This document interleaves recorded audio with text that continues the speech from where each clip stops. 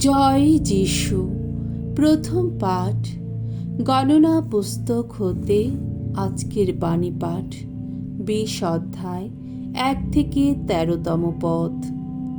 ভগবান লোকদের তৃষ্ণা মেটাতে পাথরটার বুক থেকে বের করে আনলেন জলধারা।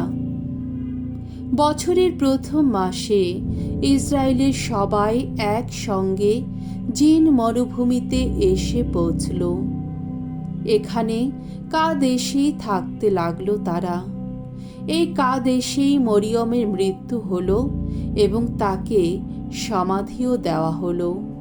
কাদেশে তখন জলের অভাব দেখা দেওয়ায় লোকেরা মোশি ও আরনের বিরুদ্ধে একটা সভা করল। সেখানে মোশির সঙ্গে তারা ঝগড়া শুরু করে দিল। তারা বলতে লাগলো, সেদিন আমাদের ভাইরা যখন ভগবানের সামনে মরেছিল, হায়রে, আমরাও যদি সেই সময়ে মরতাম তাহলে ভালোই হতো। কেন তোমরা ভগবানের এই জনমণ্ডলীকে এমন মরুভূমিতে নিয়ে এলে? আমরা আর আমাদের যত গবাদি পশু যাতে এখানে মরে যায় সেই জন্যেই কি? বলো, কেনই বা তোমরা মিশর দেশের বাইরে আমাদের নিয়ে এলে? এই বিশ্রী জায়গায় আমাদের নিয়ে আসবার জন্যেই কি? চাষের জন্যে জায়গাটা তো মোটেই উপযুক্ত নয়। আর এখানে না আছে কোনো আঞ্জির গাছ, না আছে কোনো আঙ্গুর গাছ, না আছে কোনো ডালিম গাছ, এমনকি খাবার জলটুকুও তো নেই। তখন মোশি ও আরন সেখানে সমবেত লোকদের ছেড়ে সাক্ষাতের শিবিরের প্রবেশ পথে এসে দাঁড়ালেন। সেখানে তারা মাটিতে লুটিয়ে পড়ে প্রার্থনা করতে লাগলেন। তখন তাদের চোখের সামনে উদ্ভাসিত হলো ভগবানের মহিমা। ভগবান মোশিকে এই কথা বললেন, এখন পাচনিটি হাতে তুলে নাও। তারপর তুমি ও তোমার ভাই আরন জনমণ্ডলীর সবাইকে সমবেত করো। তাদের চোখের সামনে তোমরা ওই খাড়া উঁচু পাথরটাকে নিজের জল দেবার আদেশ দাও। তুমি এইভাবে লোকদের জন্যে ওই পাথরের বুক থেকে জলের ধারা বের করে আনবে এবং সমস্ত লোককে ও তাদের যত গবাদি পশুকেও সেই জল খাওয়াবে।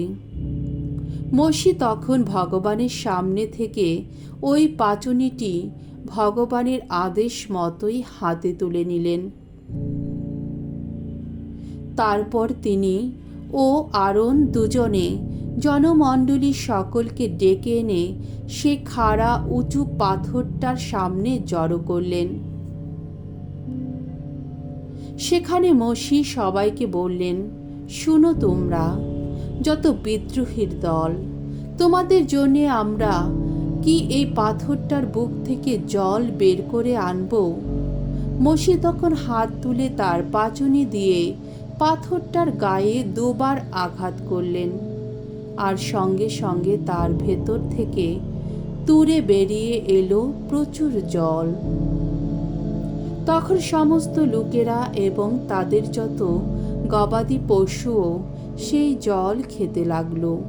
কিন্তু ভগবান তখন মোশি ও আরনকে বললেন, ইসরায়েলীয়দের চোখের সামনে আমার পবিত্রতা প্রকাশ করবার মতো বিশ্বাস যেহেতু তোমাদের হয়নি, সেহেতুই আমি যে দেশ এই লোকদের দেব বলে ঠিক করে রেখেছি, তোমরা কিন্তু সেই দেশে তাদের নিয়ে যেতে পারবে না।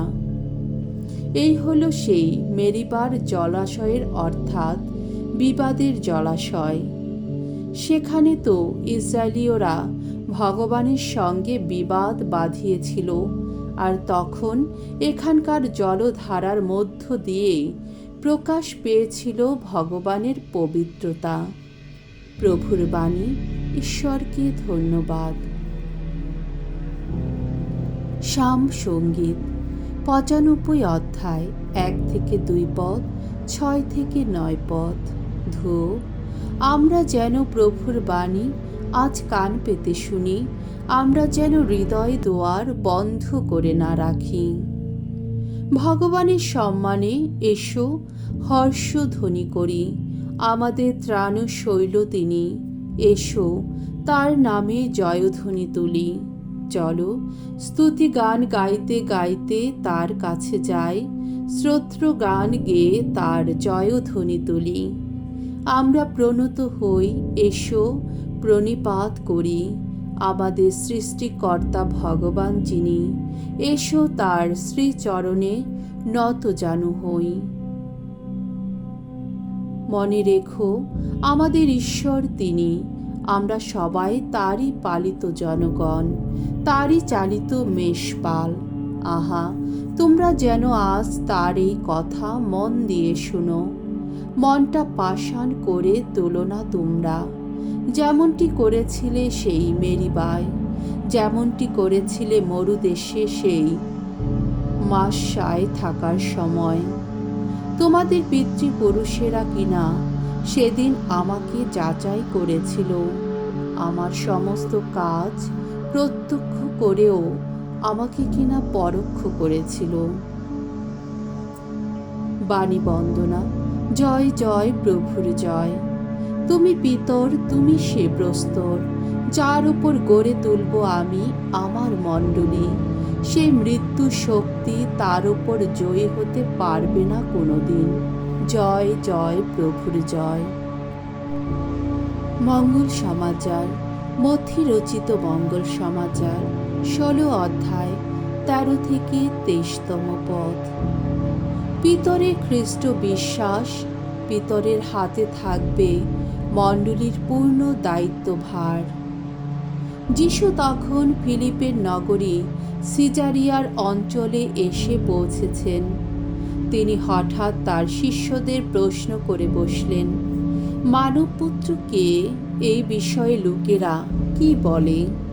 তারা উত্তর দিলেন, কেউ বলে তিনি দীক্ষাগুরু যোহন, কেউ বলে তিনি এলিয়, আবার কেউ বলে তিনি জেরেমিয়া বা প্রবক্তাদের মধ্যে একজন। তখন যিশু বললেন, আর তোমরা? আমি কে? এই বিষয়ে তোমরাই বা কি বলো? সিমন পিতর তখন উত্তর দিলেন, আপনি তো স্বয়ং খ্রিস্ট, জীবনময় ঈশ্বরের পুত্র। উত্তরে যিশু বললেন, জোনার ছেলে সিমন, ধন্য তুমি, কারণ রক্ত মাংসের মানুষ তো নয়, স্বর্গে বিরাজমান আমার পিতাই তোমার কাছে এই সত্য প্রকাশ করেছেন। আর আমি তোমাকে বলছি, তুমি তো পিতর, অর্থাৎ পাথর, আর এই পাথরেরই ওপর আমি আমার মণ্ডলী গড়ে তুলব। অধোলোকের শক্তি তাকে কোনোদিন পরাভূত করতে পারবে না। আমি স্বর্গ রাজ্যের চাবিকাঠি তোমারই হাতে তুলে দেব। পৃথিবীতে তুমি যা কিছু বেঁধে রাখবে, স্বর্গেও তা বেঁধে রাখা হবে, আর পৃথিবীতে তুমি যা কিছুর বাঁধন খুলে দেবে, স্বর্গেও তার বাঁধন খুলে দেওয়াই হবে। তারপর তিনি শিষ্যদের দৃঢ়ভাবে আদেশ দিলেন, তিনি যে খ্রিস্ট, একথা তারা যেন কাউকে না বলেন। এই সময় থেকে যিশু তার শিষ্যদের বোঝাতে লাগলেন যে তাকে জেরুসালেমে যেতে হবে, আর সেখানে প্রবীণদের হাতে, প্রধান যাজকদের ও শাস্ত্রীদের হাতে তাকে বহু যন্ত্রণা ভোগ করতে হবে, তাকে নিহত হতে হবে, তারপর তৃতীয় দিনে তাকে পুনরুত্থিত হতে হবে। তখন পিতর তাকে এক পাশে নিয়ে গিয়ে অনুযোগ করতে লাগলেন। তিনি বললেন, প্রভু, ঈশ্বর করুন, আপনার অমনটি যেন কখনো না হয়। না না, অমনটি আপনার ঘটবেই না। কিন্তু যিশু তখন ফিরে দাঁড়িয়ে পিতরকে বললেন, আমার সামনে থেকে দূর হও শয়তান, তুমি আমার পথের বাধা। তোমার এই যে ভাবনা, এ তো মানুষেরই ভাবনা, ঈশ্বরের তো নয়। প্রভুর মঙ্গলময় বাণী। খ্রিস্ট প্রভু তোমার প্রশংসা হোক।